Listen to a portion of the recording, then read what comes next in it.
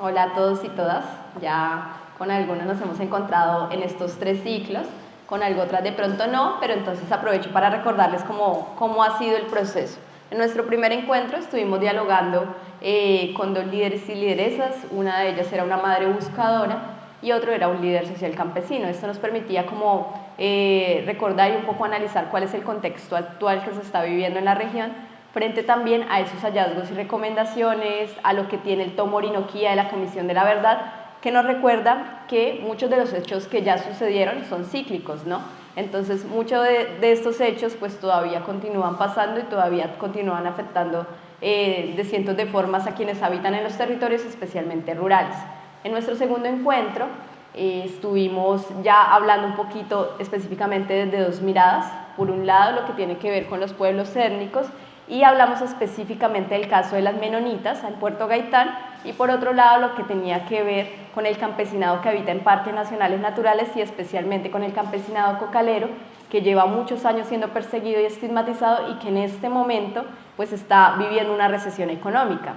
Les hablamos un poco de la primera investigación que hicimos en el mes de marzo y también les contamos que aproximadamente hace 2 semanas llegamos de campo para adelantar la segunda investigación, que todavía no ha salido, esperamos que pronto la puedan ver a través del Cuarto Mosquetero, pero que básicamente nos recuerda que en este momento se están viviendo muchas migraciones internas.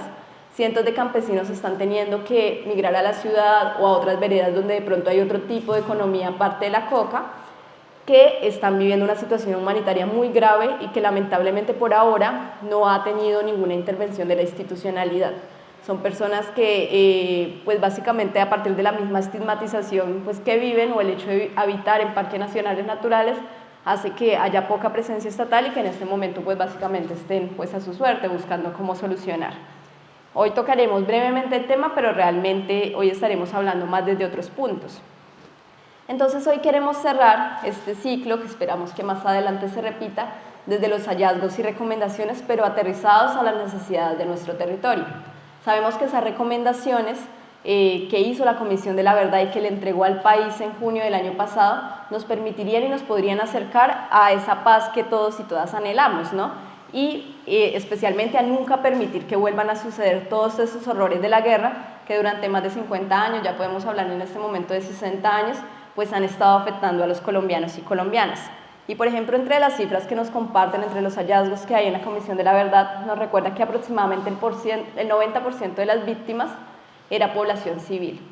Entonces, en realidad, quienes estaban en estos roles del conflicto armado, en estos procesos, pues, de obviamente luchar por determinados ideales o por favorecer a terceros o por todo lo que tiene que ver los entramados de poder, en realidad no eran específicamente la mayoría de porcentaje de población afectada, sino era la población civil. Estas personas representadas en cifras, que pues no es tan chévere hablar de las cifras, ¿no? Porque cada persona, cada hecho victimizante debería dolernos, pero igual nos permite un poco comprender qué fue lo que pasó, nos deja un panorama de más de 450.000 muertos. Estamos hablando que en más de 50 años hubo 450.000 muertos aproximadamente, y eso que siempre estamos hablando de subcifras, es muy difícil que tengamos las cifras oficiales. Estamos hablando de 100.000 personas desaparecidas, 9 millones de personas desplazadas, miles de personas secuestradas y cerca de 1 millón de personas exiliadas, ¿cierto? Entonces, por eso, pues entre los hallazgos y recomendaciones nos recuerdan que básicamente una de las reglas por las que deberíamos regirnos todos los seres humanos es no matarás, que debería ser lo primordial. Sin embargo, pues no se viene dando, y además estas violaciones de derechos humanos han derivado en que se viva de diferentes maneras las afectaciones. Entonces, pues sabemos que hay casos de ejecuciones extrajudiciales que nosotros conocemos como falsos positivos, pero que también hubo muchas personas secuestradas, otras personas que fueron reclutadas, y en general de esto hablaremos más adelante, pero quiero empezar este conversatorio con un testimonio de una persona que hoy nos acompaña, que es Carlos Carrillo, que nos puede recordar y nos puede permitir iniciar este ciclo de conversaciones, recordándonos la importancia de que precisamente la población civil no sea la que termine pagando los platos rotos en un conflicto que nadie ha deseado, ¿no? Y que esto ha llevado a que personas inocentes en un proceso de defender los derechos humanos, o inclusive en un momento en que se encontraba buscando trabajo en un momento de necesidad o en un momento pues, de determinados hechos y contextos territoriales, terminen sufriendo de diferentes maneras y en este caso específico termine estando en la cárcel por un acto que no cometió. Entonces le voy a dar la palabra a Carlos para que así iniciemos este conversatorio, además porque acá en el territorio es la primera vez que pues nos va a contar su historia y por eso creemos que es muy valioso que nos esté acompañando, porque nos permite también recordar eso, ¿no? Desde los testimonios todo lo que necesitamos avanzar realmente para decir que en el Meta, en la Orinoquía, vivimos en un país o en una región en paz. Bueno, buenas tardes. Yo prefiero hablar sin micrófono, sí. Muchas gracias, Alina, por la invitación y a ustedes por su presencia. Sacar tiempo hoy, un viernes, a esta hora acá en Villavicencio, ¿no? Que casi no se suele hablar de esos temas. No sé por dónde empezar, y su merced me va guiando y ahí vamos mirando el tiempo. Pero quisiera iniciar con lo siguiente. Yo hace unos años escribí un artículo precisamente para el Cuarto Mosquetero donde yo comentaba cómo la Comisión de la Verdad le había dicho al Estado, y especialmente al Ejército, que necesitaban saber cómo era el Centro de Inteligencia Charry Solano, cómo funcionaba el Centro de Inteligencia Charry Solano, que es el centro de inteligencia y contrainteligencia donde el Estado pues hace su trabajo de inteligencia, pero la comisión especialmente se centraba en algo muy puntual, y era la noción de enemigo interno, cómo las fuerzas militares entendían la noción de enemigo interno más allá de la guerrilla, ¿sí? Y pues lógicamente cuando eso sucedió en el 2018, obviamente lo que fue el Centro Democrático, Uribe a la cabeza y resto de personas, especialmente ANCOR, lo que es la organización de los militares ya pensionados, se opusieron, ¿no? ¿Y por qué traigo esto a colación? Porque precisamente lo que hoy deberíamos de preguntarnos es cómo se entiende la noción de enemigo interno que no es armado en Colombia. Y es algo que el Estado colombiano ha venido ocultando, ¿no? Y es algo de lo que casi no se suele hablar. Entonces, por ejemplo, ¿qué noción tiene el ejército colombiano, especialmente la inteligencia colombiana, del defensor de derechos humanos?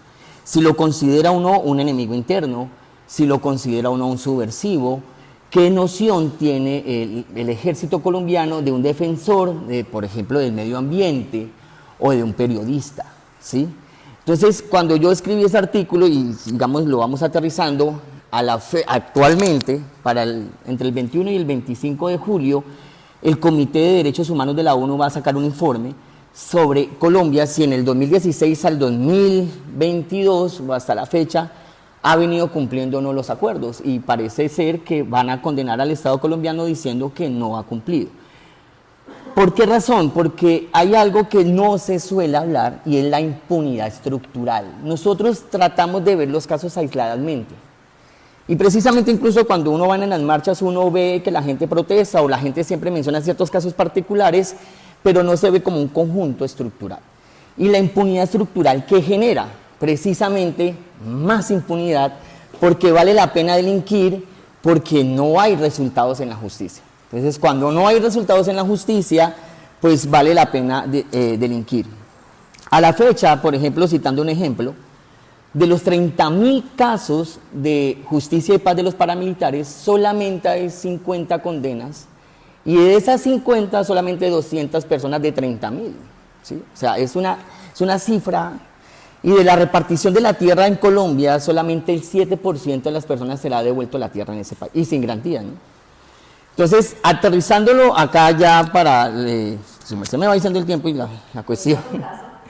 Exacto, aterrizándolo, digamos, en el caso mío, cuando yo les menciono la noción de enemigo interno, por ejemplo, el Estado, ¿qué noción tiene sobre los estudiantes, especialmente los estudiantes de universidades públicas? En mi caso particular, yo ya me había graduado de la universidad, yo me iba del país, pero resulta que yo fui víctima de un falso positivo judicial. Yo duré 3 años preso en la cárcel Modelo y duré preso precisamente mostrando la inocencia de un proceso que yo no había hecho nada. A mí se me acusó de que yo iba a hacer un atentado en Bucaramanga y que yo pertenecía a unas células de las FARC y que yo iba a hacer un atentado con otro grupo de personas, porque fuimos varios, y fuimos, digamos, llevados a prisión desde el 2012 al 2015, duramos 3 años peleando la inocencia.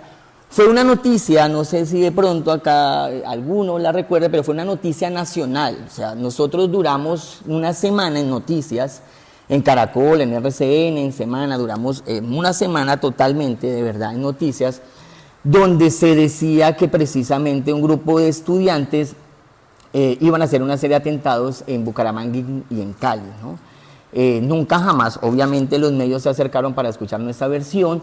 Y el proceso duró 10 años. Yo salí 3 años después porque no se comprobó nada. Sin embargo, pues el Estado, para tratar de evitar que el proceso terminara pronto, dejan abierto el proceso y la Fiscalía no dejaba que el proceso avanzara. Esa es una estrategia que ellos utilizan, es aplazar y aplazar las audiencias. Y solamente hasta el año pasado, por fin, se pudo establecer, 10 años después, que nosotros fuimos víctimas del Estado, pero especialmente por algo muy particular que dijo el juez en la primera sentencia, porque la Fiscalía apeló y en la segunda instancia volvieron a reconocer que sí habíamos sido víctimas. Y en la primera instancia se comenta que el juez determina que nosotros fuimos a prisión fue por pensar diferente. Y solamente por ese hecho la Fiscalía sospecha y entonces nos envía a prisión 3 años, y allá duramos 3 años peleando la inocencia. Y aquí pues viene ya un poco más la reflexión de lo territorial, y es precisamente que hay que preguntarnos qué noción tiene el Estado colombiano y sus instituciones sobre los estudiantes. Yo creo que la sociedad colombiana en general, tanto no solamente el Estado, sino la sociedad en general en particular, sí tiene que reflexionar mucho sobre la concepción del estudiante y sobre todo la concepción que tiene el estudiante de universidad pública, que es muy estigmatizada. Yo creo que los que están aquí presentes han escuchado en algún momento algún comentario diciendo que los estudiantes de las universidades públicas, aparte de marihuaneros, son guerrilleros. Y eso se debe, porque también hay una estrategia estructural, y es que los medios de comunicación han ayudado mucho a crear esa. Eso me acuerda mucho de verdad a la novela de Orwell cuando dicen neolenguaje, ¿no? Y es que el imaginario que se crea de los estudiantes es precisamente que los estudiantes de universidades públicas son terroristas, y eso justificó muchísimo la intervención de las fuerzas militares en las universidades. En el caso mío, y yo trato de ser resumido porque el proceso mío es sumamente amplio, es una cosa de película, de verdad. Nosotros tuvimos el descaro de mostrar como pruebas, comprobamos que en el búnker de la Fiscalía de Bogotá, el fiscal José Guillermo Borges Flechas se reunió con un policía y le dio el dinero para que alquilara la finca para que nos hicieran el falso positivo, y aún así no salimos libres. O sea, nosotros no salimos libres mostrando que el fiscal se había reunido con el policía y le dio la plata, y el policía se infiltró, pero sin orden de un juez. Él se infiltra en la universidad, y el caso es más o menos el siguiente: invita a una fiesta y en esa fiesta dejan unos explosivos que al final nunca supimos si eran explosivos o no, porque nunca hubo un peritaje. Y cuando llega la policía en la mañana, el policía no está, y hacen el allanamiento y dicen que esos explosivos nos pertenecían a nosotros, y empezó todo el proceso para poder establecer la inocencia. Y si bien salimos 3 años después, duró el proceso 10 años, ¿sí? 10 años tratando de buscar la justicia y 10 años tratando de buscar la verdad, y hasta el año pasado, en septiembre del año pasado, se dio el fallo. Y precisamente el año pasado, a septiembre, porque el caso se iba a vencer. Si el caso se vencía, pues obviamente quedaba en el aire que éramos absueltos, pero con la duda de que de pronto habíamos sido culpables o no. Entonces lo que hizo el juez, porque de verdad fue, en este caso, aparte de los abogados y la defensa, el juez sí se preocupó mucho por tratar de darle solución, porque la Fiscalía siempre ponía alguna traba para impedir que se llegara al proceso final, al juicio final, y al final pues él sí determina que prácticamente estuvimos presos fue por pensar diferente. Pues digamos, cada uno de los que fuimos capturados, en el caso mío particular que puedo hablar acá, pues yo me había ganado una beca, que era una beca especial que solamente habían dado para 22 personas en América Latina, y yo me iba a ir para Argentina a estudiar y a hacer un estudio precisamente del Estado colombiano, y había pertenecido a varias organizaciones en la universidad, pero organizaciones abiertas, y precisamente yo caí, y como después decía el policía en las declaraciones, era porque él decía que yo, como soy docente, yo reclutaba estudiantes, ¿no? Que yo viajaba por todo Colombia reclutando estudiantes, y pues eso nunca se comprobó, lógicamente era mentira, pero esas palabras pues enredaron mucho el proceso judicial, ¿sí? Duramos 3 años, yo no sé, yo lo dejo aquí si me quiere hacer alguna pregunta o algo. ¿Sí?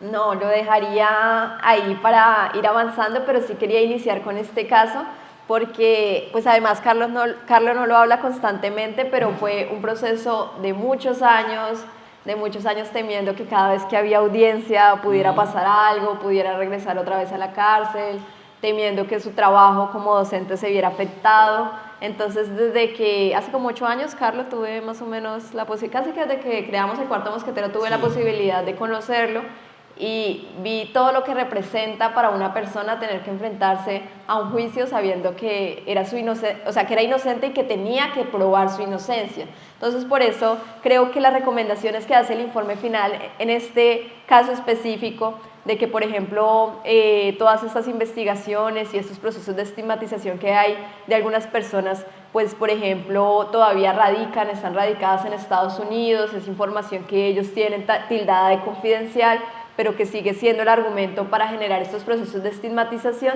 pues que deben revisarse porque es una de las recomendaciones que hay, pero que además nos recuerda que todos y todas deberíamos vivir sin miedo de poder ejercer nuestro derecho a la protesta social, a pensar diferente, a vivir en un país en paz, sin terminar viviendo todo este calvario que de alguna manera Carlos y sus compañeros vivieron. Sí, sí, digamos, fueron 10 años y es un proceso que atraviesa muchas cosas, no solamente lo económico, sino también lo psicológico y la presión social. Mire, no me quiero extender y con eso termino, pero cuando yo salí, por ejemplo, yo no podía pasar la calle porque no tenía la dimensión de la distancia de los carros, porque yo duré 3 años en una celda tan pequeña que yo soy bajito, yo no cabía ni siquiera en la celda. ¿Sí? Y a mí me torturaron, de hecho, ¿sí? Que nunca se pudo comprobar, pero a mí me torturó el IMPEC, ¿sí? Me encerraron en una celda 3 meses, totalmente oscura, y cuando yo salí, me abrieron los ojos al sol, ¿sí? Después de 3 meses de no ver la oscuridad, pues, además porque ellos sospechaban que yo supuestamente era guerrillero, y el trato en las cárceles es diferente, ¿no? Porque el patio de paramilitares que quedaba al lado donde yo estaba, el trato era muy diferente al patio donde yo estaba, que era un patio de sociales, ¿sí? Y recuerdo mucho que cuando yo iba pasando acá al frente del Banco de la República, yo creo que por ahí 2 meses, y un padre de familia al hijo que yo le había dado clase me gritó que yo era un profesor guerrillero y que yo no debería estar aquí en Villavicencio. Entonces, digamos, enfrentarse a esas cosas es duro, ¿no? Porque de igual forma, como yo les digo, o sea, nosotros sabemos que éramos inocentes, se ganó el proceso, pero públicamente nunca se hizo una rectificación, ni por parte del Estado, pues si bien el juez determina que fuimos presos simplemente por pensar diferente, pero nunca había una ratificación oficial, o sea, por ningún medio, ¿sí? Por ningún medio, ni por Caracol, ni por RCE, ni por Semana. Entonces, digamos, esa es como la presión que uno siente, entre muchas otras más. Gracias, Carlos. Bueno, vamos entonces a ir continuando con este ciclo pues, de intervenciones que nos permiten comprender la importancia de que realmente como país asumamos este legado de la Comisión de la Verdad, porque tengamos en cuenta que aunque este gobierno manifestó también todo su compromiso en que las recomendaciones pues, fueran implementadas, falta muchísimo para que realmente esto esté sucediendo. Entonces, pues esta historia de Carlos nos recuerda la importancia de desmantelar los profundos entramados y alianzas de corrupción, violencia y estrategias fundamentadas en dañar al prójimo. Es una frase exacta de la Comisión de la Verdad, pero también en la Comisión nos habla de la importancia de que también se reconozca y se haga un proceso de reparación de todas aquellas víctimas que han sufrido por una u otra razón en el marco del conflicto. Entonces tengamos presente que acá en la ciudad en que estamos, que es Villavicencio es una ciudad receptora de víctimas del conflicto armado, ¿no? Incluso por eso se hablaba de la importancia de crear un PDU urbano y demás, que más allá pues, de la parte institucional, por decirlo así, pues es la importancia de realmente de que las víctimas puedan acceder a procesos de reparación. Si nos vamos nada más a las periferias de Villavicencio, nos encontramos con una realidad que está muy lejos de decir que hay garantías para estas personas que han sufrido todo lo que representa el conflicto armado. Desde el Cuarto Mosquetero, pues precisamente nos hemos dedicado a visibilizar la realidad de quienes habitan en la periferia o la ruralidad, y nada más acá en Villavicencio vemos las dificultades que hay para que en general las personas, pero especialmente las mujeres, puedan acceder a garantías que les permita vivir dignamente. Por eso quiero mostrarles una pequeña cápsula de un documental que las y los invito a ver si de pronto no han tenido la posibilidad de verlo, especialmente porque fue seleccionado ahorita en el Festival de Cine Migrante. Entonces les vamos a mostrar esta cápsula que nos recuerda que hasta incluso en Villavicencio todavía tenemos retos para seguir avanzando en la construcción de paz.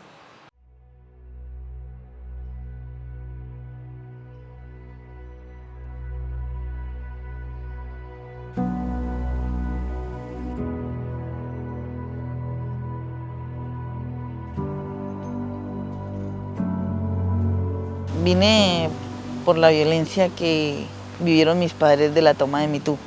De la toma de Mitú emigraron hacia Iniria. Cuando emigraron a Iniria pensaron que era menos la violencia y resulta que fue peor. A la edad de 13 años me encontré en el terminal de Bogotá. Crucé los brazos y dije, ¿qué voy a hacer de mi vida? Y recordé que tenía un familiar en Villavicencio y me vine. Mi ciudad natal es Mitú Vaupés. Yo vengo de allá, llevo 7 años aquí en Villavicencio. Fui víctima del conflicto armado, pues apenas cuando tenía 17 años. En un momento de que lleguen y le digan a usted en su casa, se tiene que ir, digamos, 24 horas no es nada para uno. A llegar uno de pronto a una parte donde uno no conoce a nadie, al principio pues del desplazamiento pues fue duro para mí. Una vida llena de inseguridades, cambiarla por tranquilidad, darle esa tranquilidad a mi hijo. No me avergüenzo decir que vivo a la orilla de un cañón, porque encuentro la tranquilidad que no encuentro en otra parte de la ciudad.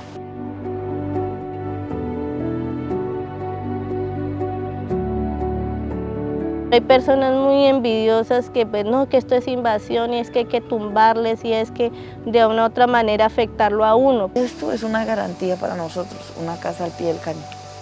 ¿Por qué es una garantía? Porque es un arriendo más barato. De pronto nos reubiquen en otra parte. Podernos hacer a la casita, que es lo primordial.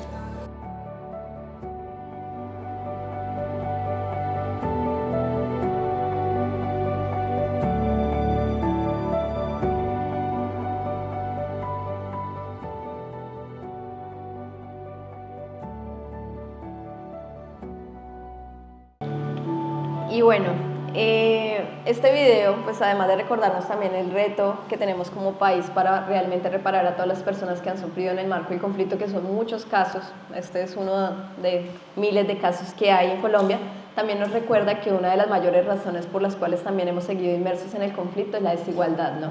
La desigualdad en que vivimos como país, y que si realmente queremos dejar de hablar de que Colombia está herida, porque es un término que se encuentra recurrentemente en este informe y que es real, o sea, Colombia tiene una herida abierta y cada uno de los colombianos tenemos una herida abierta, incluso una de las referencias que hacen es que casi todas las personas indirectamente hemos sufrido de alguna manera el conflicto armado, ya sea porque alguno tuvimos algún hecho victimizante quizá con grupos guerrilleros, con grupos paramilitares, pero también con el Estado, con actores privados como las empresas, o sea, de una u otra manera hubo muchos actores que tuvieron que ver para que el conflicto armado siguiera perpetuándose y que ha sido difícil avanzar en esa construcción de paz. Entonces, pues para llegar a esa reparación integral y para realmente hablar pues de los derechos que tenemos para poder vivir dignamente, se hace importante reconocer la importancia de la participación social, de los procesos sociales, de las organizaciones sociales. Carlos nos hablaba, por ejemplo, del movimiento estudiantil, pero también estamos hablando que no solo el movimiento estudiantil ha sido estigmatizado y perseguido, sino también el movimiento social. Este movimiento que a través de la protesta pacífica, a través de diferentes escenarios, pues ha venido luchando por tener garantías para que precisamente podamos vivir en un país con derechos, pues también ha sido perseguido, señalado o encontrado múltiples barreras para poder avanzar en esa construcción de paz y de manera diferencial. En este caso, me gustaría invitar a Alejandra Mayorga, porque creo que el informe final no se puede revisar, estudiar y analizar sin una mirada y sin un contexto con enfoque de género, ¿no? Entonces, por eso quiero pues, que Aleja obviamente nos hable de la importancia de la participación social, que es uno de los postulados que hay en el informe final, que es garantizar los procesos de participación social, pero siempre con un enfoque de género. Hola, Lina. Gracias. Gracias por la invitación. También a quienes asisten y les interesa todavía tener ese tema de la memoria y que no se nos olvide lo que ha pasado y lo que somos hoy, para también hablar de qué es lo que viene, pero también qué es lo que ha sido. Y yo creo que una de las cosas que, si bien ha sido fundamental, es la organización social. Creo que el movimiento social de base, de las periferias, de las lideresas y líderes sociales, de quienes nos resistimos a cooptarnos o dejarnos cooptar por la institucionalidad que muchas veces desdibuja el movimiento social, pues tiene hoy la fuerza para también recordar que seguimos, como se dice y como decimos en las movilizaciones, en pie de lucha, para decir que este camino es largo y lo sabemos, pero que también las voces de nosotras y las cuerpas que hemos tenido en los territorios seguimos resistiendo. Y yo creo que es importante hablar de varias cosas. Digamos que ya el compañero pues hablaba un poco de lo que hemos vivido desde el movimiento social, que ha sido la revictimización, el señalamiento, las violencias que a veces no son tan notorias como la violencia psicológica y que da secuelas hasta para volver a organizarse. Lo vimos en el paro nacional, todavía estábamos que día hablando con Lina sobre varios casos que siguen revictimizando y siguen teniendo ahí un juicio que lamentablemente están privados de la libertad por luchar. Y ha sido importante para nosotras también trabajar con el movimiento de mujeres, con las disidencias sexuales en las periferias, porque es ahí donde también hemos reflejado o se ha reflejado la violencia estructural que hablaba Carlos en un inicio. Y es que la desigualdad, con desigualdad social no va a haber una transformación, no va a haber una reparación. Hoy hacer memoria, mientras que las compañeras y los compañeros tienen hambres en la periferia, pues es echarnos, digamos, una parla entre nosotros y nosotras. Yo creo que es importante recordar que somos el movimiento social quienes le exigen a la institucionalidad que cumpla lo que hemos exigido históricamente. Y que mientras no sigamos organizados y organizadas, pues vamos a seguir persistiendo en la desigualdad social. No hay ningún derecho en la historia del mundo y en Colombia que no se haya ganado con la organización social.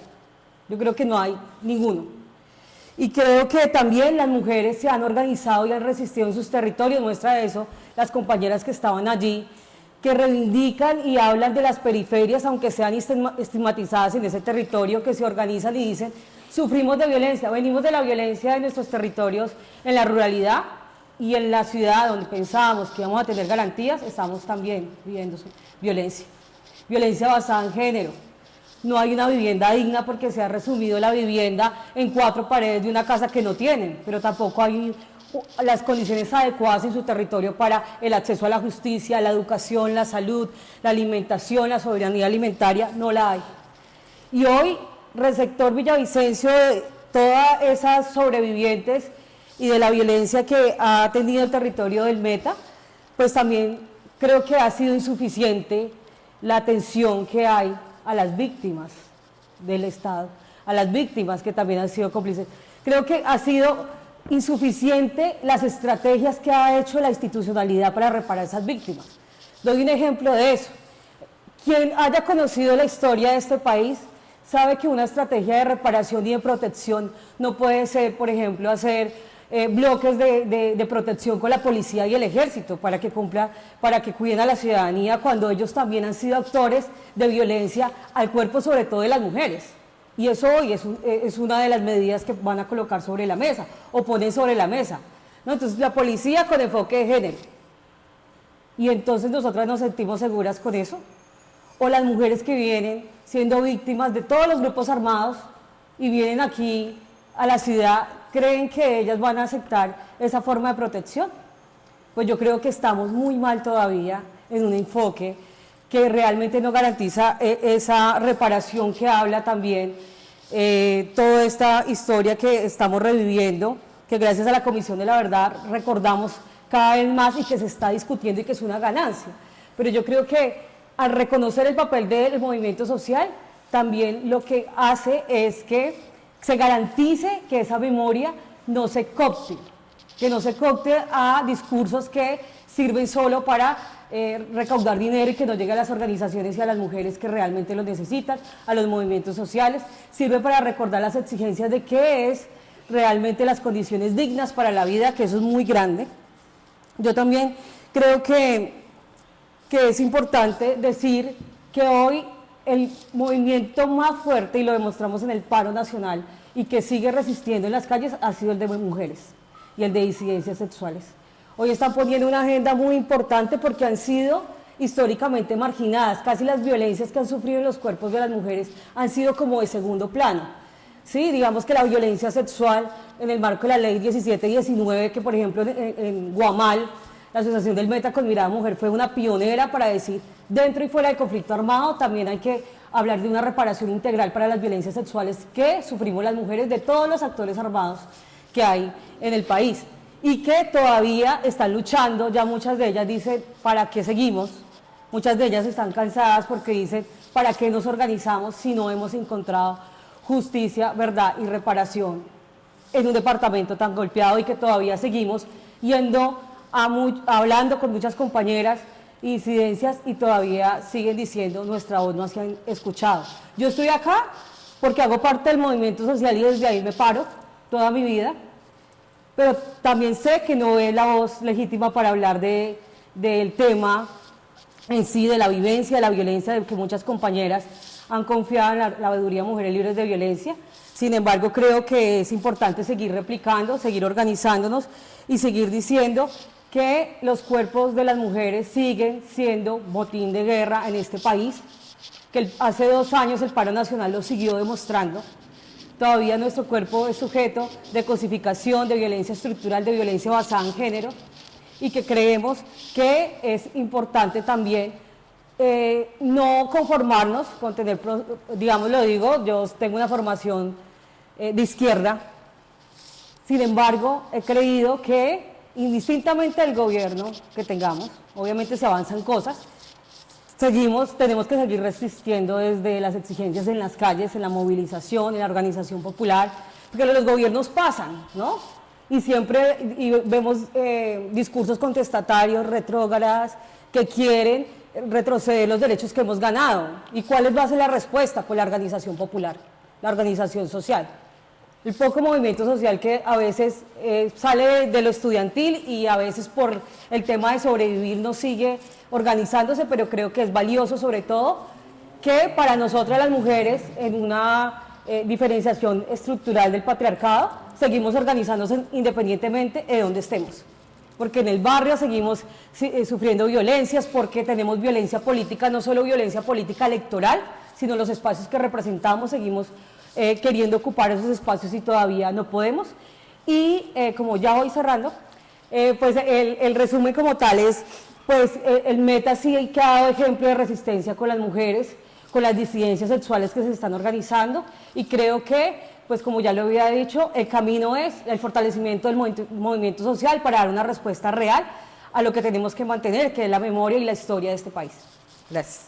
Bueno, gracias Aleja. Yo creo que Aleja también pues dice como que no es la voz que representa, pero creo que obviamente tiene toda la legitimidad para hacerlo porque ha acompañado a mujeres de diferentes sectores, no solo en Villavicencio, sino en el departamento, y tiene toda una historia de lucha acompañando a que las mujeres puedan tratar de vivir en un territorio libre de violencia, ¿no? Que en últimas es lo que buscamos, porque es que cuando hablamos de conflicto armado, también tenemos que entender que hay unas violencias machistas que siguen pesando sobre las mujeres. Entonces las mujeres rurales no solo tienen que estar preocupadas por el actor armado, legal o ilegal que está en el territorio, sino también por las diferentes violencias a las que pueden estar expuestas, no solo en su hogar, sino a veces también en espacios comunitarios, colectivos. Hoy nada más estábamos publicando un artículo en el Cuarto Mosquetero sobre un caso de acoso en una junta de acción comunal en Cumaral. Y alguien me decía, bueno, pero quizá es más importante hablar de los casos de acoso en los niveles de poder, no sé, en una alcaldía, gobernación.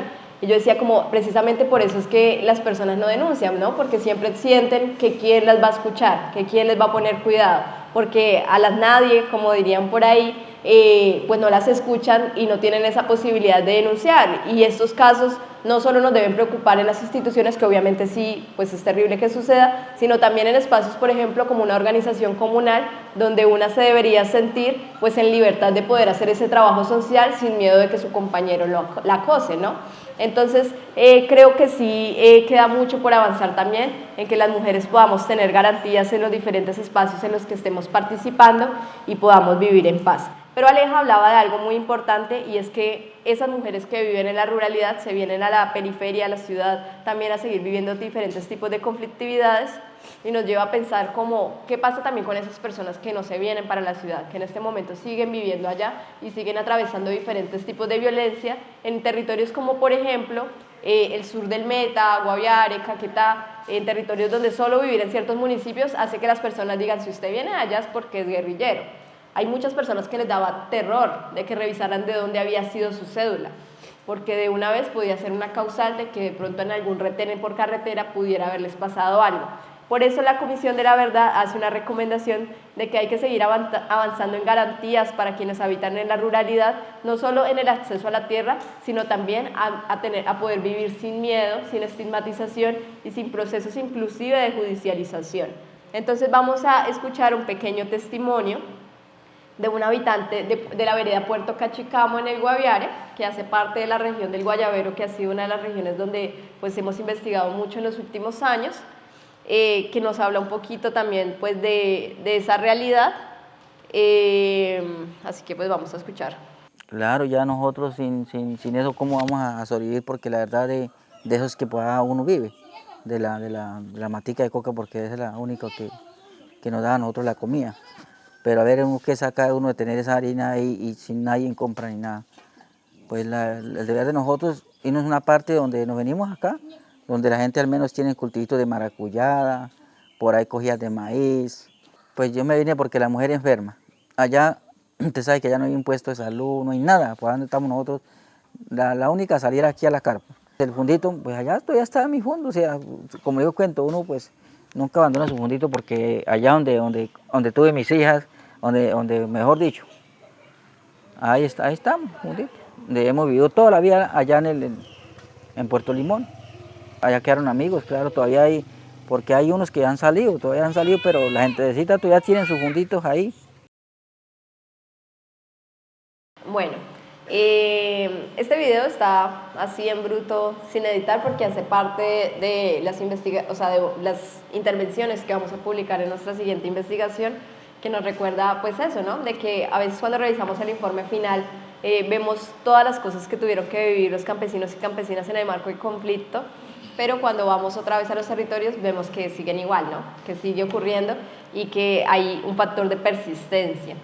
Pero bueno, esta intervención también me permite recordar que en el marco de las recomendaciones del informe final, el cuarto punto abarca la importancia de mirar el narcotráfico no desde esa guerra contra las drogas, que ha demostrado que ha fracasado, evidentemente, sino de la necesidad de que se hagan también procesos de diálogo y acuerdos desde una mirada internacional, porque por ahora el gobierno básicamente ha obedecido una serie de recomendaciones y reglas que hace que haya una persecución en este caso, especialmente hacia el campesinado, que son las personas que por ejemplo cultivan, pero pues no se han dado cuenta que por más de que hayan todos estos procesos judiciales, el consumo por ejemplo sigue aumentando, las garantías y la pobreza para quienes se dedican a estos cultivos pues siguen en las mismas condiciones de pobreza y de necesidad, y pues seguimos en ese círculo vicioso en donde quien termina sufriendo todas las consecuencias son los que menos tienen que ver,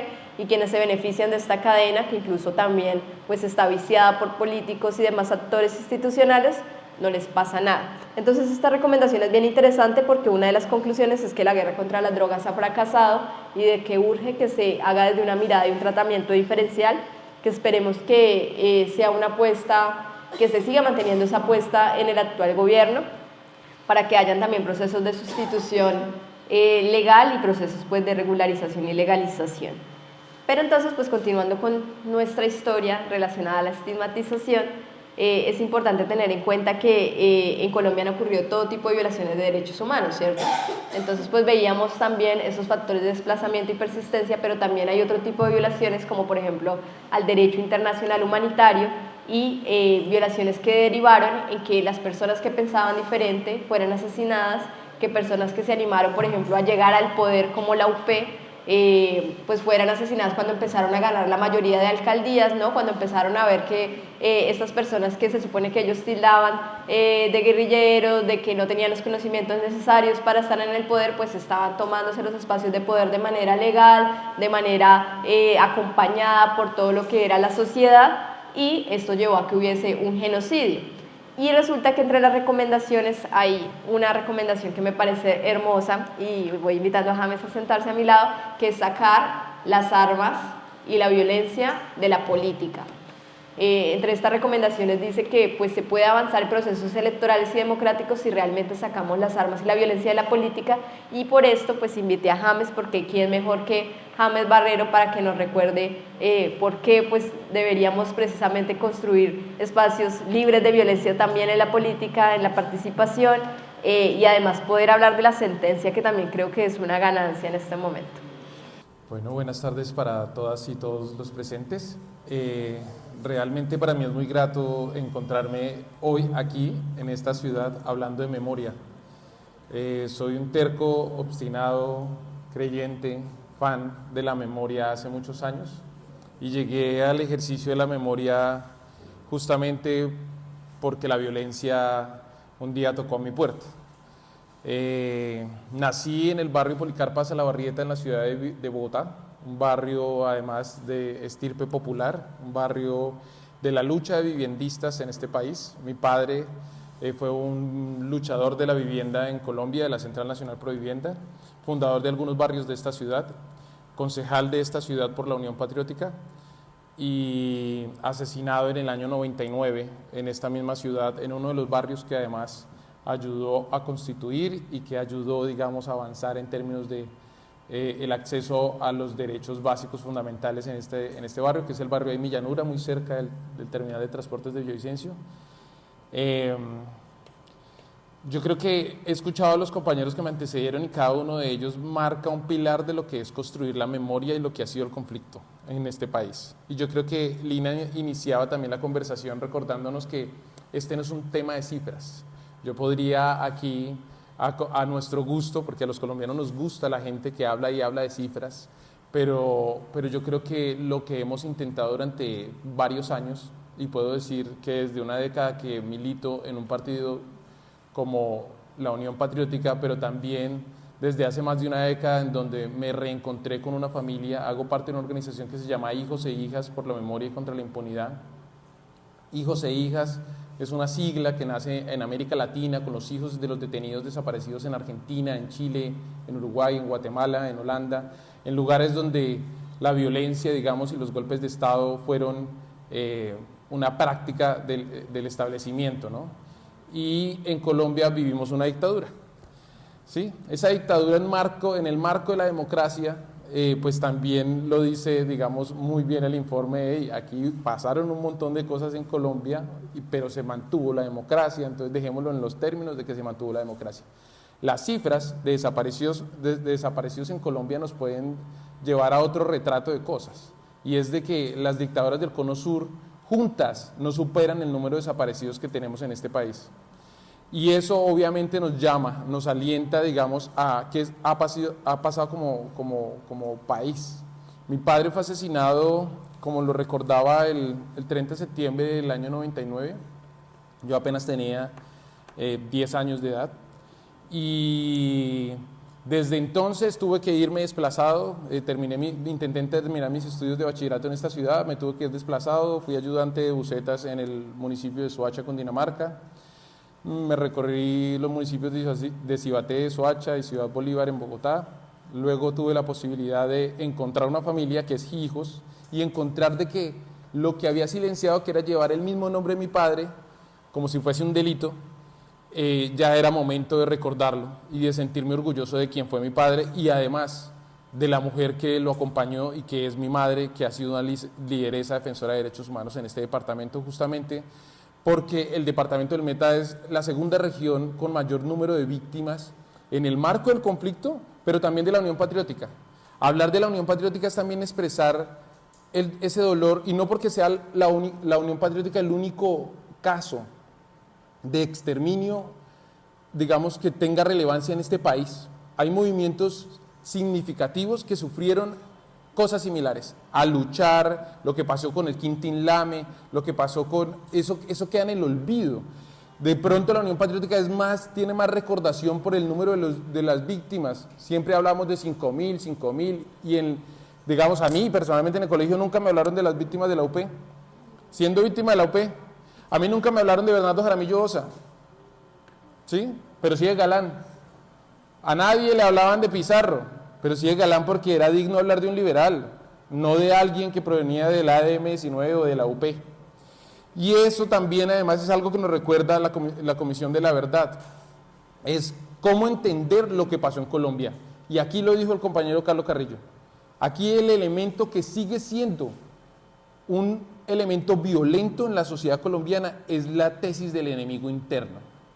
Y no la aplicaron solo los grupos o actores que estaban en el marco del conflicto armado y las instituciones, sino la sociedad en su conjunto. Hoy tenemos gobernantes en municipios y departamentos como este, en donde uno le lanza pullas al otro diciéndole plaga, y el otro destaca que en la región todo el mundo es un vándalo. Eso convoca a una sociedad a que le diga a sus gobernantes: hey, así no es. Deslegitimando al contrario no es. Aquí la lucha por la que se eliminó a un buen grupo de la gente que pensaba distinto en este país era porque la lucha de ellos era con debates y argumentos. Y la llegada a posicionarse en este país mediante la democracia, porque ahí es donde hay una ruptura también. Estamos en conflicto y toda la tesis de la combinación de las formas de lucha se mueve rápidamente a lo que es la lucha por el voto popular, la lucha del poder popular mediante la democracia, y aún así el establecimiento no está de acuerdo y los elimina y las elimina. La Unión Patriótica tiene múltiples textos, digamos, este es un texto que debo decirlo y reconocerlo, lo demandé hace varios años con la senadora Aida Bella y la senadora Jael Quiroga, hoy ambas senadoras de la Unión Patriótica. Los tres demandamos este texto, que lo sacó el Centro Nacional de Memoria Histórica. En ese momento su director era Gonzalo Sánchez. Hice parte del comité de empalme del gobierno de Gustavo Petro y le recibí el Centro Nacional de Memoria Histórica y el Museo Nacional de la Memoria a un personaje que quería borrar de la historia de Colombia a la Unión Patriótica. Entonces es como una vaina bien curiosa de lo que significa luchar. ¿Y por qué luchar por la historia de la Unión Patriótica? No porque provenga de ella, no meramente porque provenga de ella. Carlos Carrillo decía que el batallón Charry Solano fue, digamos, de donde salió el elemento para judicializarlo injustamente. Del batallón Charry Solano también salieron efectivos y torturaron, violaron y asesinaron y desaparecieron durante mucho tiempo a la madre de un compañero mío de hijos, Erika Arellana. Nidia Erika Bautista era su nombre y era guerrillera del M-19, de ese mismo batallón. Y estoy diciendo que lo de Nidia Erika Bautista pasó en los 80, lo de Carrillo pasó en el 2012. Este país está cambiando, ¿y hacia dónde está cambiando? Si se siguen replicando ese tipo de actuaciones por parte de la institucionalidad. La Policía Nacional, el Ejército están diciendo que se van a transformar a sí mismos, no en un diálogo con la sociedad, y eso es lo que hemos intentado que se convoque. Hay un manejo de los medios que es supremamente delicado, porque hay un relato, y en la lucha del relato es lo que ha ganado en Colombia. A mí me preocupa que se recuerde solo a la UP, y digo que se recuerde, pero en realidad buena parte de la sociedad no la recuerda. Buena parte de la sociedad no sabe que en la Unión Patriótica desaparecieron, mutilaron, enviaron al exilio, ¿sí? Asesinaron selectivamente, violaron, fueron víctimas de montajes judiciales. Es decir, todos y cada uno de los elementos que lamentablemente la humanidad ha utilizado en contra de sí misma fueron actuados en un grupo de personas que pensaban distinto en este país. Este informe, además de denunciarlo, tiene un curioso título: todo pasó frente a nuestros ojos. El solo título me genera muchas preguntas. No pasó frente a nuestros ojos.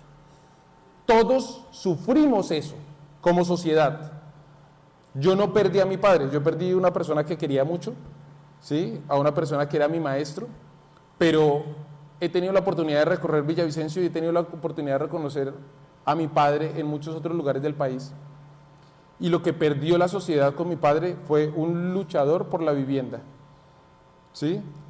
Lo escuchábamos en el video de las mujeres que están en la ronda del caño del río Guatiquía en esta ciudad.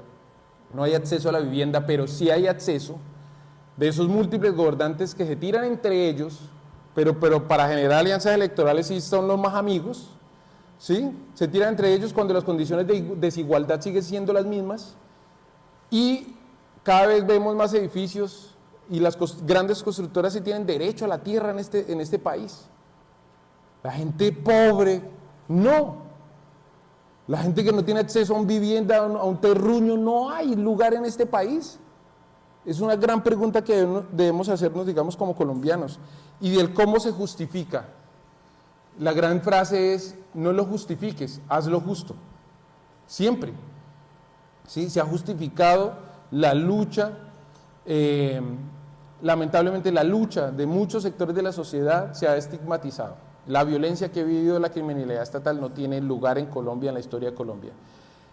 Lo que nos cuenta la Comisión de la Verdad no es la verdad, da unas herramientas para que como sociedad podamos ir encontrando esas herramientas. Nosotros, yo creo que en estos espacios que se deben replicar en muchos otros lugares, debemos buscar, mirarnos a los ojos como sociedad, poder entender esos textos, y digo que es que el Centro Nacional de Memoria Histórica ha sacado muchos textos de quizás un grueso de este similar.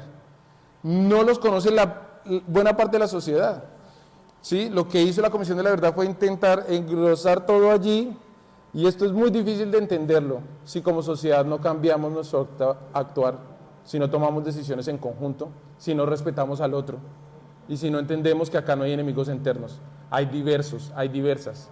Si comprendemos eso, vamos a avanzar como nación. A ustedes y a ustedes, muchas gracias. Gracias, James. Bueno, y la conclusión de James nos permite recordar eso, ¿no? Que precisamente ese argumento de que hay alguien que pues, está afectando de alguna manera la seguridad del tercero, del país, o en este caso del gobierno, ha llevado a que esa persecución y esos ataques y diferentes, de alguna manera, estrategias se justifiquen desde diferentes argumentos. Hace un ratico yo les decía que íbamos a ver el video de alguien de Cachicamo, pero en realidad estábamos viendo, era el video de alguien de la vereda del Limón, ahí hice como un cruce entre videos, pero en este momento sí quiero que pongamos el video del habitante de Cachicamo, y no sé si de paso revisamos el audio antes de que lo pongamos y nos suene, porque nos recuerda eso, cómo desde diferentes escenarios, de una u otra manera, las personas han sufrido bajo ese discurso del enemigo interno. Creo que eso suena bien.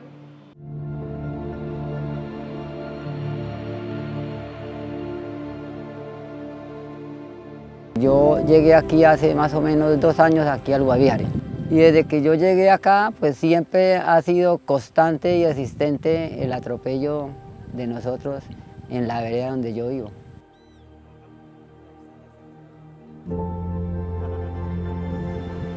Es considerado como delito del artículo 353. Llegaron una vez con una orden de allanamiento totalmente falsa, en blanco, y me requisaron la casa, me leyeron la orden de captura y no sabían ni siquiera el nombre mío. Resulta que aquí apareció la tropa en este bosque. Andaban con un tipo encapuchado. Nos preocupó porque pues él venía con el ejército y venían metiéndose de casa en casa, de finca en finca. O sea, en sí yo miré de que las intenciones no eran buenas. Y más con el tipo que tenía yo encapuchado ahí, pues peor. Yo no, pues aquí no sabemos, o sea, qué grupo en sí es que hay ahí, porque pues un tipo sin insignia, pues si él tuviera alguna insignia aquí, diría, no, pues bueno, un soldado, un sargento, yo qué sé, porque yo casi eso no entiendo. Y pues se hubiera podido entrar a una investigación, pero pues ahí quedábamos nosotros.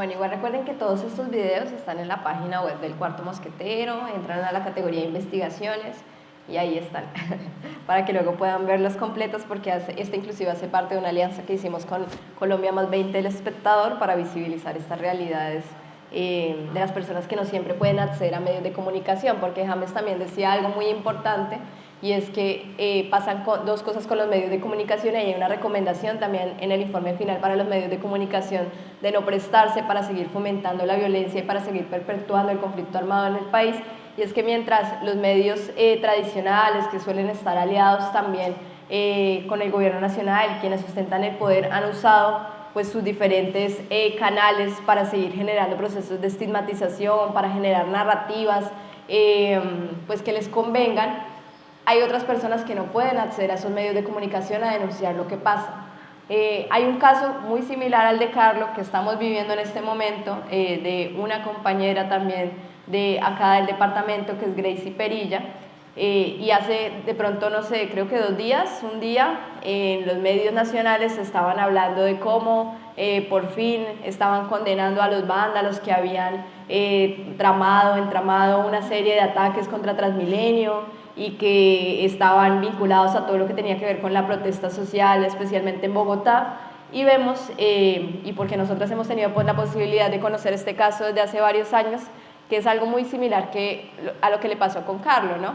En este caso toda una investigación y un proceso que ya va desgastando a las personas, en este caso a 2 lideresas durante varios meses en la cárcel, que pueden salir en libertad, pero que en este momento pues se enfrentan a nuevamente tener que irse a la cárcel, pero a estar durante más de 10 años condenadas por algo que no hicieron, a partir de los argumentos de pensar diferente, del reclutamiento de menores, porque siempre cuando uno trabaja con comunidades entonces tiene que ver supuestamente con el reclutamiento para grupos armados, y creo que pues estos casos nos siguen demostrando que esto sigue sucediendo, que no es algo del pasado, sino que es una realidad latente en el país. Bueno, para seguir avanzando y hablar de llegar a la conclusión final, porque ya se nos ha cumplido el tiempo, quiero rápidamente recordar que también en el informe final, entre las recomendaciones, hablan del catastro multipropósito, del acceso a la tierra, de que las personas realmente puedan acceder a la tierra, de que los territorios baldíos no terminen concentrados en grupos empresariales como lo vemos acá en el llano. Habla también de que se debe seguir creando todo lo que tiene que ver con las zonas de reservas campesinas. Hace poquito se llegó por fin la resolución de una, nada más en Puerto Rico, pero sigue faltando mucho para que realmente los campesinos y campesinas puedan acceder a la tierra, su derecho a acceder a la tierra. Pero pues como se nos ha acabado el tiempo y no puedo dejar a nuestra última invitada sin pasar, porque además es muy importante, quiero invitar a la profe Nora aquí al frente, porque con ella, no es porque de últimas no significa que no queramos escucharla, sino que precisamente la conclusión que la profe nos va a compartir es muy importante en términos de lo que significa la educación. Queremos vivir en un país en paz, pero sabemos que la responsabilidad no recae específicamente solamente en las instituciones, sino que también tenemos que avanzar como sociedad en dejar de deshumanizar el conflicto, en no esperar que solo sea noticia las masacres, sino que también cada asesinato nos duela, que no debemos ver a la otra persona también como ese enemigo en común, ¿no? Porque eso no es solo del gobierno que ve a la otra persona como enemigo, sino nosotras que vivimos en un país polarizado hemos aprendido a ver a la persona que piensa diferente a nosotras como un enemigo, y por eso también la educación es fundamental en estos procesos de realmente querer avanzar como país en decirle adiós a la guerra. Así que, profe Nora, bienvenida. Gracias, Lina. Bueno, yo sí uso el micrófono porque no tengo una voz muy fuerte. Muy buenas tardes para todas y todos. Escuchándolas, sí. Sí, sería revisar, don Edgar, de pronto sí, el micrófono. ¿O usa este? Pero de pronto es que tú tienes la voz muy fuerte. ¿Ya me escuchan mucho mejor? Sí. Mire, escuchando los 3 casos, a mis compañeros que pasaron y compañeras, yo sigo pensando en la apuesta de la vida, ¿no? Y lo que esto implica. Y pienso en uno de los grandes hallazgos del informe de la Comisión, cuando nos dice que esta historia de violencia no es una historia de buenos y malos, sino que finalmente detrás de ese enfrentamiento pues hay toda una lucha por mantener un poder económico, un poder político, un poder ideológico. Y ahí pues el reto es muy grande porque finalmente se reduce a cuál ha sido el papel de la educación en todo ese proceso y cuál debería ser. Y nosotros pues podríamos decir que lo que la historia nos ha dicho es que la educación siempre ha servido para replicar un modelo y mantener un modelo económico, un modelo político, y que las cosas no cambien. Entonces el reto es cómo se rompe ese ciclo y cómo logramos una educación que nos ayude a construir realmente una cultura para que podamos vivir en paz, que es una de las grandes recomendaciones del informe. Desde ahí, si uno mira la educación, pues el reto es muy grande. El reto es muy grande si lo miramos, por ejemplo, como educación superior. Carlos hablaba de las universidades públicas y la estigmatización que se tiene sobre los estudiantes que puedan estar en una universidad pública. Pues yo podría decirles de la estigmatización que se puede tener en una universidad privada por alguien que intente pensar diferente, ¿sí? O podríamos hablar de una educación básica, media y secundaria y media que lo único que hace es mantener la ignorancia. O podríamos hablar de la reforma que se está mirando en este momento de la Ley 30 de Educación Superior, en la cual pues realmente no hay una reforma estructural de lo que implica la educación y la equidad, porque de nada, y se los digo como parte de trabajar en una universidad con una misión muy social como es Uniminuto, y llegamos a sitios muy apartados, y yo llego a Guainía y me puede decir el gobernador: Nora, y ustedes vienen acá, pero va a llegar la Universidad Nacional, y le digo: tranquilo, porque es que el problema de la mayoría de los jóvenes en esta región, además de ser económico, o sea, matrícula cero, es que la educación es tan mala que no pasan un examen de la Nacional, ¿sí?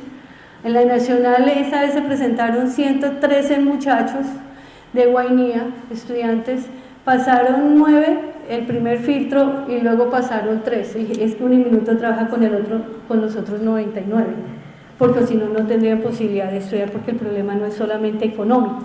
Entonces la matrícula cero pues no es suficiente, una reforma de educación superior de ese estilo tampoco es suficiente. Es para decirles que el problema es mucho más grande que decir que una cultura de la vida es simplemente mayor acceso a la educación. Son las condiciones, es la pertinencia, es la posibilidad que si yo salgo con un diploma yo pueda conseguir un trabajo digno, pero también es que desde pequeños no seamos indiferentes al dolor del otro. Una cultura de la vida es un reto ético, ¿sí? Podrán sonar muy romántico porque, pues, como me decía alguien, esos problemas de ética son problemas de los burgueses porque los pobres estamos dedicados a sobrevivir. Pero realmente es un problema ético. ¿Cómo cambiamos nosotros los valores de una sociedad? ¿Cómo logramos romper el ciclo de violencia, de muerte, a un ciclo de reconciliación? Es un problema de cómo nos relacionamos, cómo nos vemos y nos sentimos y nos construimos con el otro. Y desde ahí el reto es tan grande, cómo lograr que en una universidad, si lo digo como las del Meta, ¿no?, la paz no sea indiferente, no sea un tema de moda. Cómo volverlo un lenguaje común entre los estudiantes, cómo volverlo un lenguaje común entre los docentes, cómo hacer que estén vivos en los currículos, cómo hacer que este informe lo conozca la gente, cómo lograr una pedagogía de paz, no solamente al interior de los estudiantes, no de las universidades, de los colegios, ¿no?, sino cómo nos lo apropiamos. Si aquí no lo conocemos, en la ruralidad menos, a pesar que allí están las víctimas, ¿sí? No lo conocemos.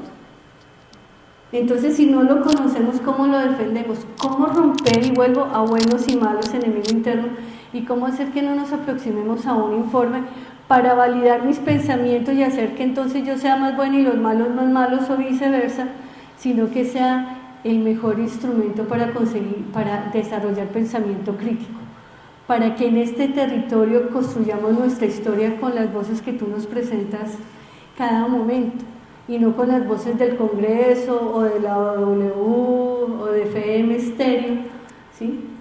Sino que sea otra educación para poder escribir otra historia. ¿Sí? ¿Cómo logramos romper las apuestas de los planes de educación de las normales para que los docentes realmente hagan estrategias de educación, ¿sí? Que respondan? Es decir, es casi como que nosotros tendríamos, oígame amigos, que nosotros rompiésemos los libros de educación que tenemos en la normal y en muchos espacios de las universidades y colegios, y que los informes de la comisión se convirtieran en el mejor modelo para formar y para transformar una sociedad. Entonces, el reto que nosotros tenemos es inmensamente grande y de diferentes capas. Y si lo vemos aquí contextualizado, algo tan sencillo como lograr, por ejemplo, que nuestros próximos líderes políticos defiendan los internados.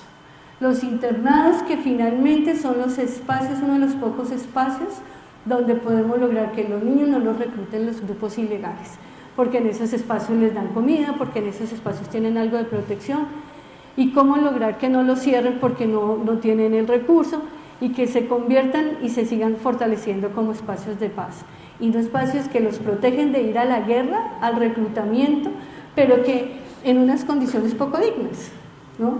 ¿Cómo lograr que sean espacios de paz dignos para que salgan mentes sanas? Porque déjenme decirles, una educación en espacios no sanos nos forman ciudadanos enfermos.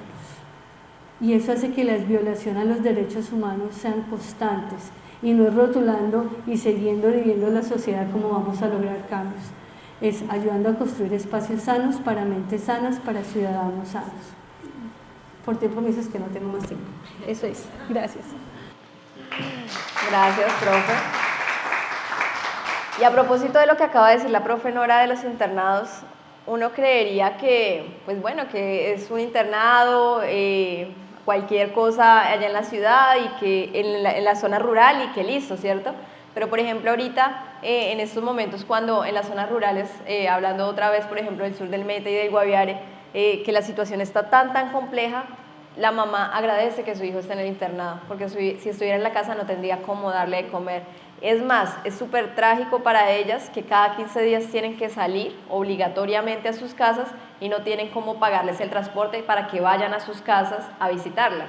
Y por ende tienen que pensar cómo sacan plata para poder pagarles la comida durante esos días que están de permiso y no están, bueno, de permiso no, que están fuera del internado porque no hay quien los alimente. En este momento, por ejemplo, en el internado de la Vereda La Carpa, en el Guaviare, están sin alimentación escolar. Ya llevan alrededor de 15 días y lo que dicen es que no hay contratación. Entonces, por ejemplo, ¿qué representa esto para unas familias que en este momento no tienen recursos para alimentarse a sí mismas y menos a sus hijos? El hecho de que sus hijos estén en un lugar donde no les van a poder proveer la comida y donde en este momento eso es algo dramático. O sea, durar 15 días sin la alimentación y sin tener dinero de cómo pagar esos recursos es algo supremamente grave, pero que quizá en términos de contrataciones para los mandatarios no es tan grave, ¿no? Pero para la gente que cada plato de comida es muy difícil, pues es súper dramático que en este momento ni siquiera les digan cuándo se va a solucionar. Y eso que está pasando en este momento en el Guaviare y que nos hicieron una denuncia hace como 2 días, es la realidad de muchos territorios, solo que a veces no tienen la oportunidad ni siquiera de dar a conocer sus historias. Hemos llegado al final de este conversatorio, pero pues ustedes ya escucharon a nuestros panelistas, escucharon a lo largo de esta más de una hora 20 minutos, un poco todo lo que tiene que ver y los retos que tenemos en este momento para avanzar como región, para asumir las recomendaciones de la Comisión de la Verdad y realmente acercarnos a construir un departamento en paz. Pero antes de cerrar el espacio me gustaría saber si alguno de ustedes tiene alguna pregunta, no sé, máximo 3 que hacer para las personas que estuvieron acá hablando o en general. El profe tiene una, ya te doy la palabra. ¿Quién más para tener el contexto? Por allá también levantaron la mano, van 2.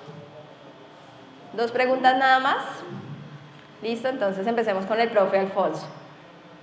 Entonces vamos a escuchar la intervención del profe Alfonso y ya vemos si hay alguno de ustedes. Oscar Alfonso, sí, Oscar. Muy buenas tardes. Sí, alguno de ustedes tiene que responder. Sí, Oscar Alfonso soy. ese es el segundo nombre. Bueno, muy amable Lina, felicitaciones de nuevo. Segundo encuentro que estoy, no estuve en el primero.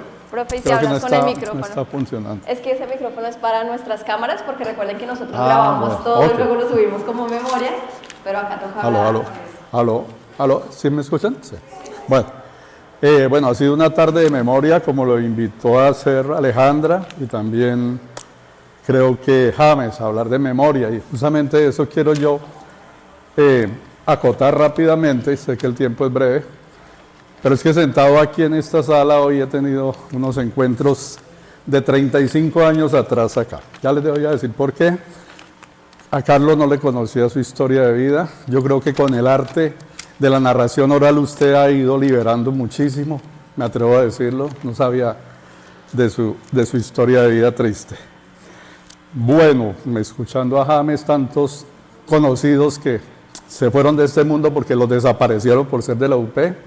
Están desfilando por mi mente Pedronel Jiménez, que creo que es el único que persiste en muchas partes, muchos pueblos, porque hay colegios que llevan el nombre de él, me los he encontrado. Quizá María Mercedes, la exalcaldesa del Castillo, vive allá en un busto que tiene en el parque. Yo estuve en el sepelio de ella aquí en la catedral. Su esposo Jorge García, que era de la asamblea también, pero que a los pocos meses lo mataron también. Luis Eduardo Yaya fue quien dio instrucción para fundar el primer sindicato de trabajadores que tuvo la Universidad de los Llanos. Lo conocí, por tanto. Bueno, decirles que en esta sala, el 27 de mayo de 1988, se inauguró una exposición alusiva a José Eustacio Rivera, los 100 años de él. Pero dirán ustedes, ¿y qué tiene que ver Rivera con este asunto? Pues es que hubo una coincidencia muy grande. Ustedes saben cómo inicia la vorágine, ¿no? Antes de que me hubiera enamorado de mujer alguna, jugué mi corazón al azar y me lo ganó la violencia. Estando acá, antes de iniciar la inauguración de la exposición sobre la ruta de Rivera por el Llano, yo pertenecía a ese grupo que la hizo. El salón era de otra manera, era de yute, las paredes para colgar las exposiciones. Cuando llegó la noticia que a la vuelta de este lugar, de este edificio, había habido una balacera. Entonces quedamos acá, eran tipo 7 de la noche, 27 de mayo de 1988, y luego se confirma, y se siguió confirmando la noticia, que en un café, en un establecimiento de acá, yo creo que es donde hoy queda la Lotería del Meta, casi que estoy fijo, Yango y Ringo se llamaba la taberna, habían masacrado como a 5 personas, 4 creo que de ellas de la UP. Y el muerto, el muerto más famoso, Carlos Kovacs, presidente de la Asamblea del Meta. Hace como 4 meses en la Unillano, yo trabajo allí, por un profesor que nos pusimos a hablar del genocidio de la UP, me dijo un hermano mío, fue de los que murió al lado de Carlos Kovacs. Pues decirles que hoy me he encontrado con ese recuerdo, me puse a buscar rápidamente la historia, así encontré hasta la foto del sepelio de Carlos Kovacs por la calle viniendo donde era la Cámara de Comercio, full de gente, toda la calle, eso se puede buscar ahí en internet. Entonces quise hacer este aporte a la memoria que hoy se ha hecho en este recinto, Lina, y felicitarla de nuevo por lo que ustedes hacen. Gracias, profe, a usted por esta intervención. Que nos recuerda eso, ¿no? Que hechos que ocurrieron hace muchos años los vemos también ahora, por ejemplo, en cada asesinato de cada líder social, de cada firmante de paz, que vienen apostándole a construir un territorio diferente, pero que en el proceso muchas veces tienen que dar la vida por ello. Nos pidió la palabra, por aquí, doña Audelina. Entonces ya saben, intervenciones corticas porque ya estamos pasados de tiempo. Bueno, buenas tardes para todas y todos, un abrazo. Creo que para nosotros, los viejitos, es muy complejo lo que está sucediendo y sobre todo en este momento de la memoria, porque fueron muchísimos los compañeros desaparecidos y muertos en la calle. Pero hoy día, hoy, en este momento miro con nostalgia de que la violencia sigue lo mismo a causa de que la parte social nunca se ejecuta. Los gobernantes que nos han dominado durante todas estas décadas jamás piensan en la parte social, en los más vulnerables, en los barrios. Yo formo parte del Comité de Equidad de Género de la Comuna 4 y es muy triste ir uno a la zona a mirar cómo sufren los niños y las mujeres con sus hijos, en la total miseria. Y eso yo creo que en la Comisión de la Verdad nunca se dijo, que eso viene desde la violencia, viene de eso, produce la violencia. Y les voy a hablar un poquito de los internados, me parece súper importante, porque yo como presidente de Junta de Acción Comunal, con los profesores, manejamos varios internados en el municipio de Puerto López. Y fue súper importante porque llegaba gente de todos los lugares a los internados.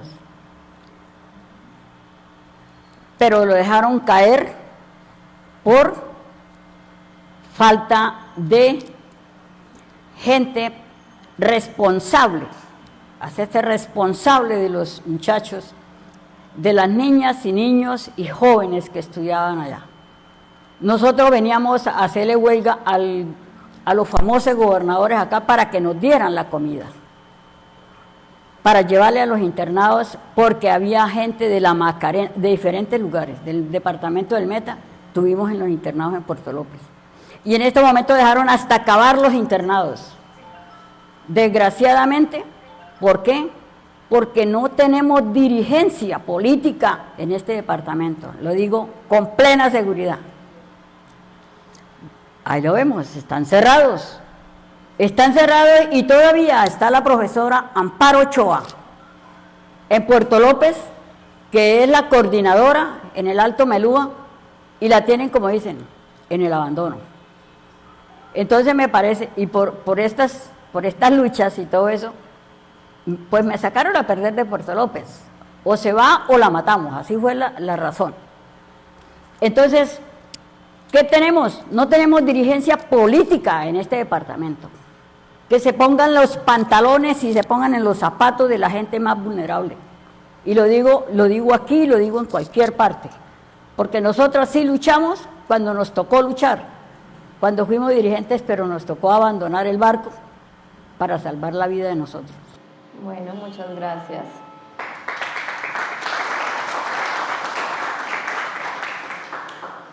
Creo que no había más, ¿cierto? Porque, bueno, la última pero cortica, listo, porque yo sé que por ahí don Edgar me debe estar mirando porque ya nos pasamos de tiempo. ¿Ahí me escuchan? ¿Bien? Bueno, mi nombre es Wilder Valderrama, docente universitario por 12 años, pero me retiré de la academia hace un año. Y digamos que estas historias que escuché acá, pues me hicieron acordar de algo, o recordar. Ese ejercicio pues de la academia y de pronto compartir con los estudiantes sobre la historia del conflicto armado, las causas y sus consecuencias, ¿cierto? Es muy diferente, digamos, verlas desde una perspectiva teórica y metodológica. Ahorita acompaño el proceso de paz en la Macarena Meta y pues es muy distinto hablarlo en las aulas que vivirlo, y más una situación, por ejemplo, como la desigualdad, ¿sí? Creo que una cosa era hablar la desigualdad en las aulas y otra la que estoy viviendo allá en la Macarena. Y eso que la estoy viviendo, pues digamos que con ciertos privilegios, pero la gente que la vive sí es un poco complejo allí. Por eso me retiré un poco de la academia, ahorita estoy acompañando, digamos, el proceso de paz, que también es fuerte, las personas, los firmantes de paz allí, tienen, digamos, como una característica que también son muy estigmatizados por venir de esa zona, que ahorita lo hablaban un poco acá, la estigmatización. Hace un mes y medio veníamos en la línea de la Macarena, nos hicieron bajar el ejército y yo les pregunté, nos hicieron una requisa terrible, y yo les pregunté por qué fue, y nos dijeron, no, es que vienen de la Macarena, y por eso nos estaban requisando. Y yo dije, listo, ahí hay una cosa, hay una situación muy fuerte con esto. Eso, digamos, como ahí me hicieron acordar de todo de esta situación. La segunda es como una pregunta, pero es que yo creo que no le van a responder, y es eso de la verdad, ¿sí? A mí me preocupa siempre eso de la verdad, porque digamos que yo siempre he pensado, y una vez lo discutíamos con profesores, la verdad no es funcional al sistema, ¿sí? Por donde fuéramos sinceros ante todo y con todo, pues uno piensa, viviríamos mejor, pero no, pareciese que la mentira fuera más digamos, se acomoda más al sistema, ¿sí? Cada momentico se está mintiendo, es más, entre nosotros, desde lo cotidiano, pues no me imagino en los términos políticos. Entonces, ¿cómo hablar de verdad en un país cuando siempre estamos mintiendo? Y ahorita con este acercamiento al proceso de paz, hay muchas cosas ocultas que las personas tienen de los territorios, pero que no pueden hablar porque son silenciados, los pueden encarcelar, los pueden matar y todo esto. Entonces, a mí siempre me ha llamado la curiosidad, pues me da mucha curiosidad hablar de verdad en un país que poco la utiliza o la hace, ¿sí? Entonces no sé cómo los que han hablado y pues lo que lo han vivido, cómo ven esa situación de hablar con la verdad cuando hay muchas cosas ocultas y que nos da miedo también en ocasiones hablarla por la situación. Listo. Gracias. No sé si alguno de los compañeros que me acompañó acá en la mesa quiere rápidamente, pero muy rápidamente, responder esta pregunta. Profe, si quieres ven acá porque tú hablas muy pasito. Entonces, mientras la profe viene, también recordarles que inclusive desde la Comisión de la Verdad nos recordaban esto, ¿no? Que pese a que recogían miles y miles de entrevistas, inclusive ellos dicen que no tienen una verdad absoluta, porque precisamente muchas personas todavía no se animaron a hablar, a contar lo sucedido, y porque además son muchos años de conflicto armado. Imagínate todas las verdades y las historias y los acontecimientos que pasaron durante más de 50 años que no conocemos. No hay una verdad, hay múltiples verdades como voces, y creo que lo que nos permite el informe es visibilizar esas voces. Si yo me centro o si nos centramos en ver si eso que está ahí es la verdad, finalmente nos vamos a convertir en quién es el dueño de la verdad y quién no, y entonces desde ahí vamos a seguir en esas grandes brechas de unos buenos y otros malos. Aquí lo que hay que entender es que hay un proceso que necesitamos y unos ciclos que tenemos que romper, y que para romperlos tenemos que comprender sus raíces. Por supuesto, tendremos que asumir las consecuencias de las acciones u omisiones que como sociedad o como individuo hemos tenido en esa construcción de esa historia, pero que finalmente el informe no se construyó para eso está la JEP, para eso está el Estado, ¿sí? El informe se construyó para que no repitamos la historia, ¿sí? Para que nos demos cuenta y visibilicemos lo que ha vivido este país en 60 años y que no sean estadísticas como tú dices, pero que también es reconocer lo que como sociedad nos hemos negado a reconocer. Es darle, como decía Alfredo Molano, darle voz a los que no tienen voz, pero también que empecemos como sociedad a asumir lo que nos hemos negado a asumir, ¿sí? Lo decía el padre Pacho, ¿cómo logramos que esto se diera y lo permitimos? Ahora la pregunta es, sabiendo que eso existe, ¿qué vamos a hacer para que eso no suceda más?